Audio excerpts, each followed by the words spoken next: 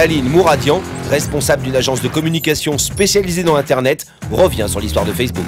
Facebook en anglais, en fait, c'est un trombinoscope. Donc c'est de manière très traditionnelle ce qui est remis aux étudiants américains en fin d'année, justement pour récapituler un petit peu tous les moments de leur vie scolaire, les amis qui dédicacent les pages des uns des autres. Donc c'est un moment, la remise du Facebook, c'est un moment charnière dans la vie d'un étudiant américain. Très vite, ces étudiants d'Harvard s'attachent à ce site et invitent leurs amis à venir les rejoindre. Une nouvelle communauté est en train de naître, elle va rapidement dépasser le cadre de ce campus américain. Ça a tellement bien marché qu'au fur et à mesure, par cercle concentrique, ça s'est un petit peu développé. Des étudiants d'Harvard, on est passé aux étudiants tout court, puis aux anciens élèves, et au cours de l'année, ça s'est ouvert au grand public finalement. Et autant en France, aux États-Unis, en Europe, partout, ça s'est énormément développé, courant 2007 surtout. Microsoft, le géant américain, a versé pas moins de 240 millions de dollars aux fondateurs, rien que pour prendre en charge sa régie publicitaire. En fait, la publicité est depuis longtemps déjà sur Facebook.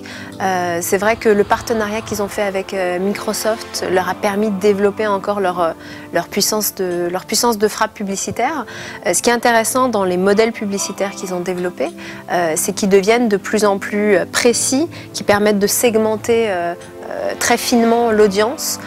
Par exemple, si vous voulez adresser un message publicitaire à seulement et exclusivement des hommes entre 25 et 30 ans qui vivent dans telle région des États-Unis et qui appartiennent à tel sous-groupe de Facebook, vous pouvez le faire. Sur Facebook, les publicitaires s'infiltrent de plusieurs manières. Il y a bien sûr la plus classique, sous forme de bandeaux. Tous les annonceurs se sont laissés tenter. Et puis il y a plus moderne, c'est le fameux système Beacon. Il affiche sur votre profil tous les achats que vous avez effectués sur les sites associés à Facebook, des sites dits partenaires. Un système qui pose parfois problème. Par exemple, un garçon qui avait acheté pour sa petite amie une bague de fiançailles sur Overstock, qui est un site de déstockage qui est partenaire en l'occurrence commercialement de Facebook.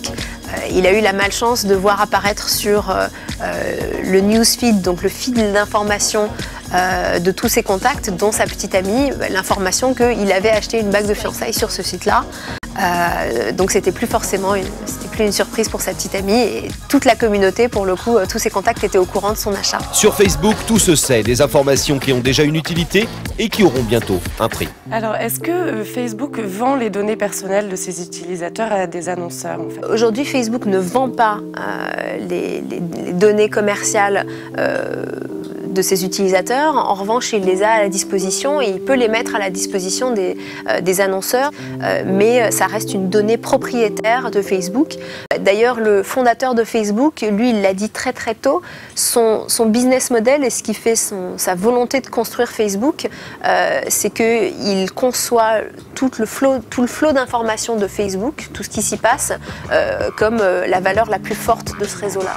C'est ce flot d'informations, le flot de ce que font, de ce qu'achètent, de ce que communiquent les membres sur Facebook, qui est constitutif de la vraie valeur ajoutée pour les publicitaires de Facebook.